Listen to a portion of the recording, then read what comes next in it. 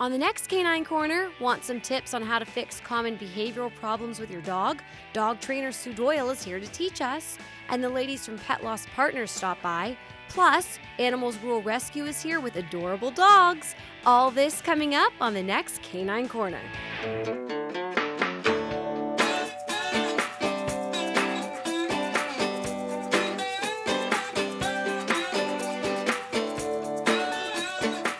Hi there, I'm Riannon Trutanich, your host for Canine Corner, the show that your dog will give 2 paws up. We have a great show for you today. Dog trainer Sue Doyle is here to share some tips about common behavioral issues, and the ladies from Pet Loss Partners are here to talk to us about coping after losing a pet. But first, Animals Rural Rescue is here with adorable pups who are looking for their forever homes.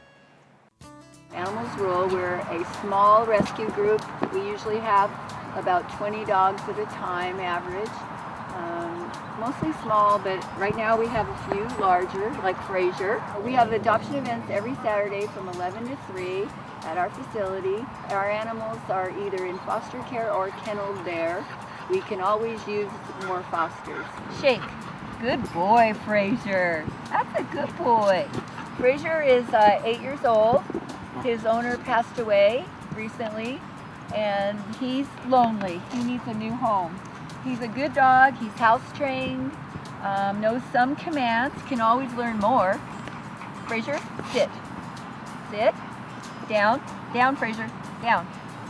Down. Good boy, Fraser. The way we met Fraser was our handyman for the rescue that was Fraser's owner. And he would come every day with the handyman. So he traveled with the handyman from job to job and stayed in the truck and waited while he was working. And now he's all alone.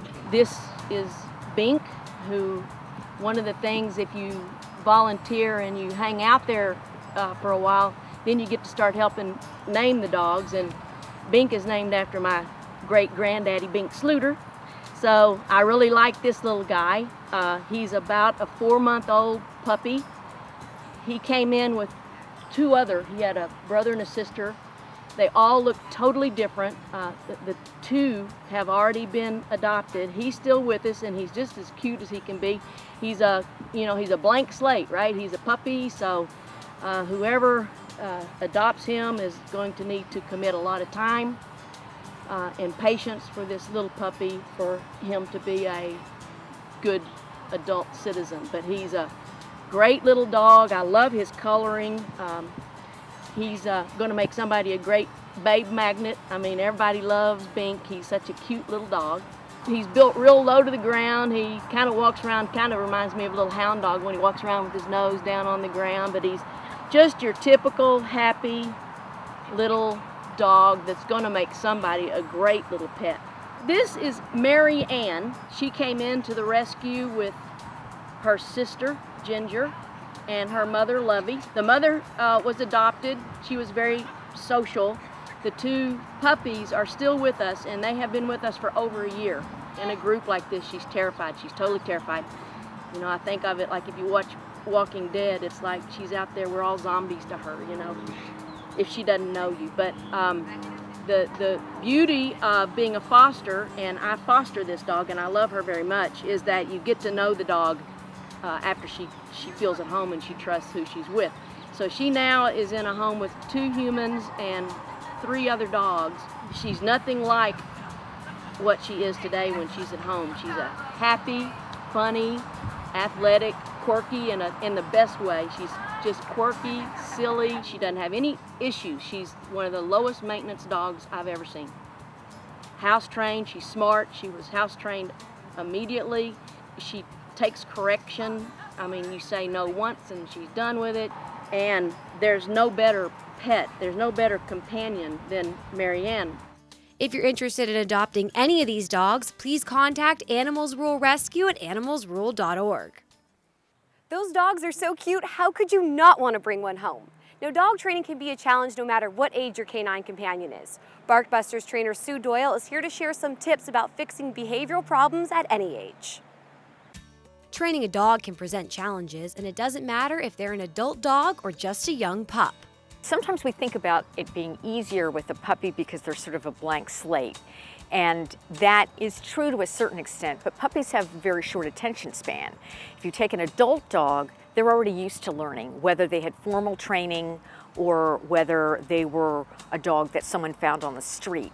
They've already learned to look at their environment and decide what they need to do about it to keep themselves safe. For older dogs, what we need to do is to let them know that we are going to keep them safe. Sue says you need to train your dog to view you as the one in charge.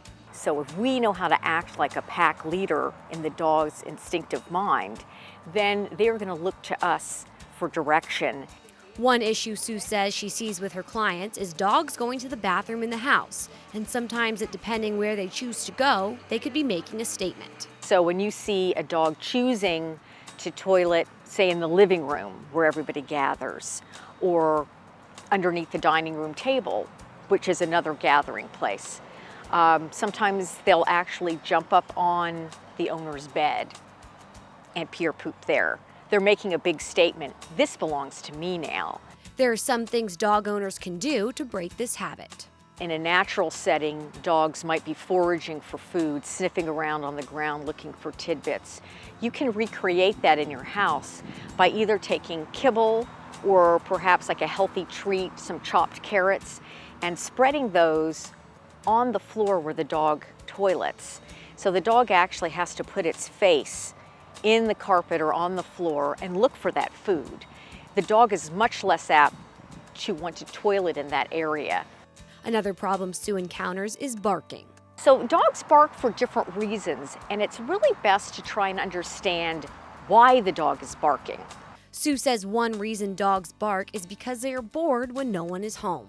If that's the case, you can provide some long-lasting chew toys or something like a bully stick. Maybe the Kong type toy that has the hollow center, and you put frozen peanut butter in there. So it has something to do, and that can lessen the barking. Another reason dogs bark is to protect, and it's up to the dog owner to make them feel safe. You can correct your dog and tell them that that behavior isn't proper, but overall you want to remove the need for the dog to have the behavior, which is to make the dog feel that they are safe. And it's not their job to let you know that there are dogs walking by on the walk. Sue says dogs continue this behavior because they see that it is working. A perfect example that many people experience is when the mail carrier comes. The man or woman comes, does something, makes noise around your front door every day. The dog runs to the door or window and barks hysterically, and then the person leaves every day. So that dog has now gotten the idea that, oh, somebody was doing something bad, I barked and they left. They get that positive reinforcement every day. The most important thing is for the dog to know that they can rely on their owner to keep them safe. The dog needs to trust the owner as the strong pack leader to protect the dog. The dog, it's not the dog's role to protect itself or its owner. It doesn't need to do that. The owner needs to show the dog that they indeed can protect themselves and the dog too.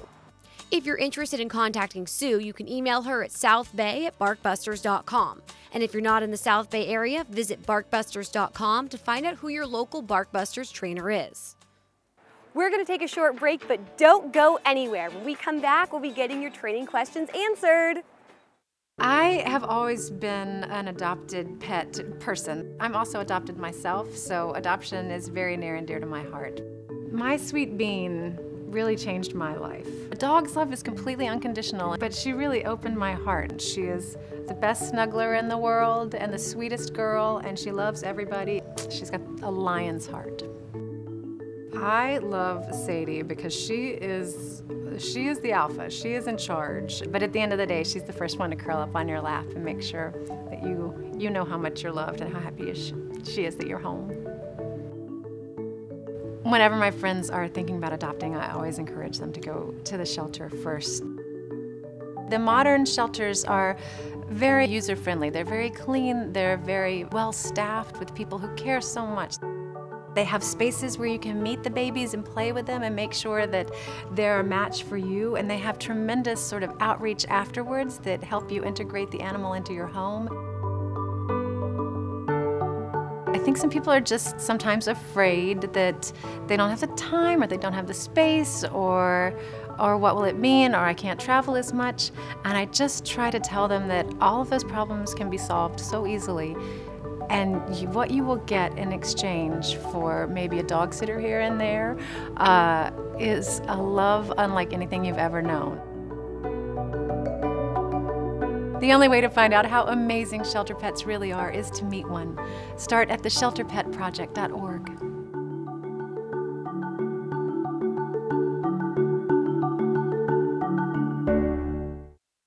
Welcome back to Canine Corner. I'm your host, Riannon Trutanich. Dog trainer Sue Doyle is back with us to answer your questions about dog training. I do have one question for my dog here. Her name is Crystal. She's a female. She's 5 years old. She has a habit of digging with her nose, and is there a solution that I can kind of stop her from doing that? Digging holes is a difficult thing to cure because the best way to stop a dog from doing any behavior is to catch it in the act.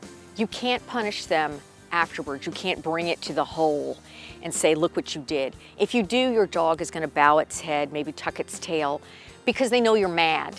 They don't know it's because they dug the hole. So the best thing to do is to catch them doing it. But of course, dogs don't dig holes when we're watching them. So the thing that I've found that works the best is dogs tend to want to dig in the same place. The dirt's already a little bit pliable there. So take their poop, put it in the hole and bury it. Then if they go to dig that hole again, they're going to get the poop on their paws, and they hate that. They don't want to be around their own toileting. So that helps. Sometimes, depending on the nature of the surface of your yard, you can get like a close together mesh, sort of like a chicken wire, but much closer together than that, because you don't want the dog catching its toes in it. If it digs, you would bury that, and the dog would hit that when it was digging. But again, you're presuming the dog is going to go back for the same hole. Something that I have used, which I don't feel is nearly as successful as the other two, is putting together a concoction to put in the area. Would be like hot pepper, like a cayenne pepper, or hot pepper flakes, and putting that in a water solution and sprinkling that around. The dog doesn't want to get that on its hand or on its paws. If you're using anything like a hot pepper, you always have to think to yourself also, if your dog has any allergies or digestive problems, you don't want to use that for anything, because that could be harmful to your dog's health. My dog is gaining weight, so how do I get him to not eat as much or get him on a diet? The simple answer to that is some people do have their bags of dog food on the floor in the kitchen or in the garage. Some dogs don't pay any attention to that. My dog does. So I have my big bag of food in the garage in a box with something on top of it, and then the little container in the cabinet, because left to his own devices, he would dig a hole in the bag and eat. Most people, that's not their overeating problem with the dog. It really comes from people giving the dog too many treats or giving them too much food. Most dogs, or a lot of dogs, will eat their food as fast as they can. That's just the nature of that dog. Other ones are grazers, and they just will come and pick when they want to. There's nothing wrong with either of those, but just because your dog eats very quickly doesn't mean that it's still hungry or that you haven't given it enough food, so you can't go by that. One thing I wanted to add, though, when I said there's nothing wrong with the dog eating too quickly, there are certain breeds of dogs, especially larger dogs, that have a large chest cavity. If they eat too quickly, it can cause bloat or the stomach actually twisting, which can be fatal. So for if you feel your dog is eating too fast, and especially if it's a large dog, they do sell bowls that have like a little zigzag pattern or little cups within the bowl, something like that, that makes the dog take smaller bites. They can't just inhale the food. And those bowls are made specifically for that. So if you go to any pet store and ask them for a bowl that keeps the dog from eating too fast, they can show you the selections that they have. Usually for the jumping, even the jumping that we like when we come home, our dog jumps on us and we think, oh, he's so happy to see me. He is happy to see you. But if you think about a pack of dogs and some of them go out for the hunt and then they come back, you can't imagine the other dogs jumping on the pack leader when they come back. That would be rude or unacceptable behavior. So we don't even want our dogs to jump on us unless we invite them to by crouching down and encouraging them. Then they can understand it's okay to jump on us. Most of the time, I think of the term 4 on the floor. That's where you want the dog's feet to be.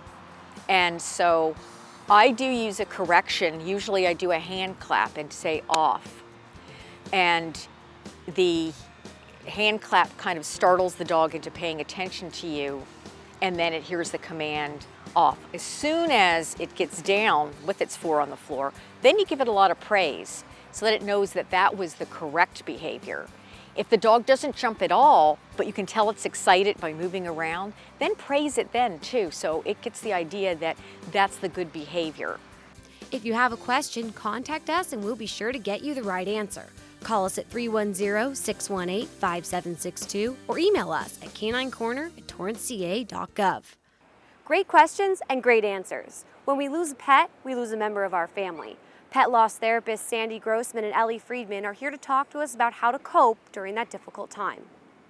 When Sandy Grossman lost her cat Mazeltov and Ellie Friedman lost her dog Jake, both were searching for something to help them through their losses. I found first a support group that I went to. I was lucky enough to find a support group. They both joined the Association for Pet Loss and Bereavement, and along with finding people who understood what they were going through, they found each other. We were so thrilled to discover we only lived about an hour and a half away from each other. And we became best of friends. Yeah. And we decided to create Pet Loss Partners, our own organization.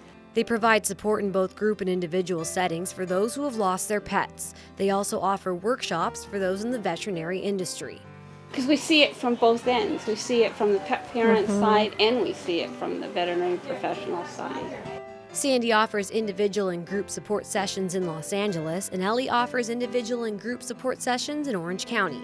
Both host a Thursday night web chat support group for the Association for Pet Loss and Bereavement. It's like a safety net. It's a safe place to be. So, I think people are a little bit nervous coming in. A lot of times people say, well, what's it like? What do I have to talk? And then they get in there and they see everybody's feeling the same.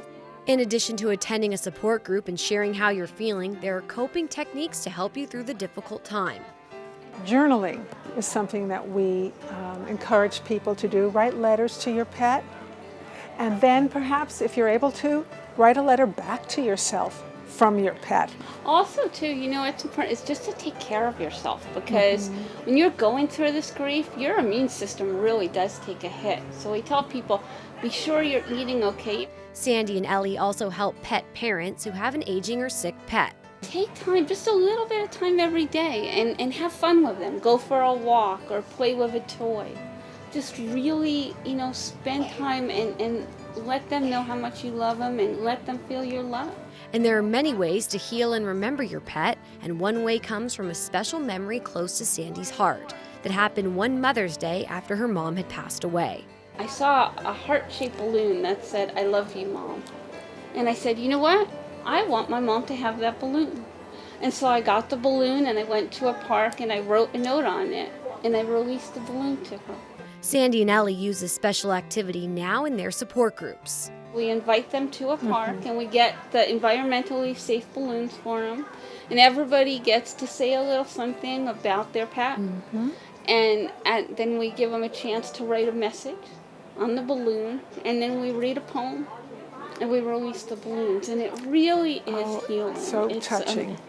Pet parents can also make a scrapbook and plant a tree to remember their pets. If someone might be scared or apprehensive or feel like they maybe, are unsure about seeking out support and help, what would you say to those people?